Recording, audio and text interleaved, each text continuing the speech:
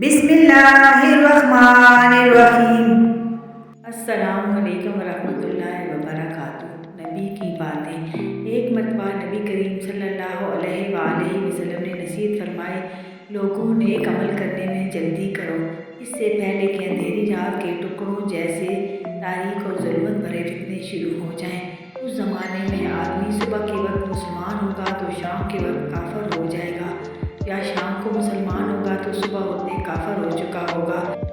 دنیا کی طلب اس قدر بڑھ جائے گی کہ اس کے فائدے حاصل کرنے کے لیے وہ دین تک کو بیچ ڈالے گا۔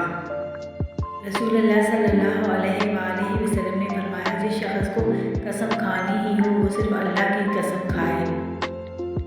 سیدنا عثمان رضی اللہ تعالیٰ عنہ نے مسجد نبی کی تعمیر جدید اور اس کی تزئین کا ارادہ کیا تو بعض لوگوں نے اس اقدام کو اچھا نہ جانا اور یہ چاہا کہ مسجد کو اس کی پرانی حالت پر جوں کا توں رہنے دیا جائے۔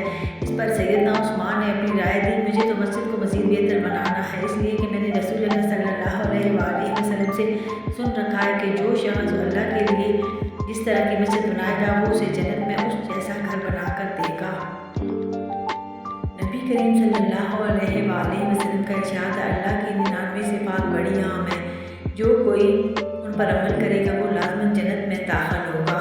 ان صفات میں اللہ کو سب سے زیادہ محبوب توحید ہے، یہی وجہ ہے کہ وہ خود بھی واحد ہے اور وحدانیت کو چاہتا ہے کہ ہر شے میں اس کا لحاظ رہے۔ شرک۔ نبی کریم صلی اللہ علیہ وآلہ وسلم بیان کرتے ہیں، اللہ تعالیٰ نے فرمایا، جنہیں میرا شریک ٹھہرایا جاتا ہے، ان کو کوئی حاجت ہو تو میں اس شرک سے قطعی طور پر بے نیاز ہوں۔ چنانچہ جو کوئی دینی کام کرتا ہے اور اس میں میرے ساتھ دوسروں کو شریک ٹھہرا لیتا ہے، میں اس کو اس کے کام سمیت انہی کے لیے چھوڑ دیتا ہوں۔ نبی کریم صلی اللہ علیہ وآلہ وسلم نے فرمایا، ایمان کے 70 سے کچھ اوپر درجے ہیں، اور اس یقین کی وجہ سے کہ خدا دیکھ رہا ہے، گناہ کرنے سے حیا کرنا ایمان کا بہت بڑا درجہ ہے۔ ایک مرتبہ فرمایا، اس حیا سے کبھی نقصان نہیں ہوتا، اس سے ہمیشہ بھلائی ہی پیدا ہوتی ہے۔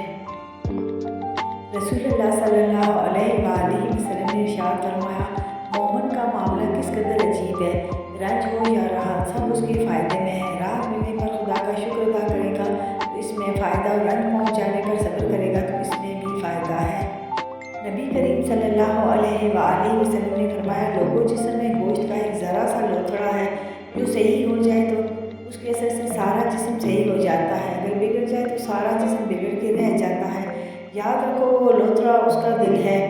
ایک مرتبہ آپ صلی اللہ علیہ وآلہ وسلم نے اپنے دل کی طرف اشارہ کرتے ہوئے 3 بار فرمایا، سن لو، تقویٰ تو یہاں ہوتا ہے، تقویٰ تو یہاں ہوتا ہے، تقویٰ تو یہاں ہوتا ہے۔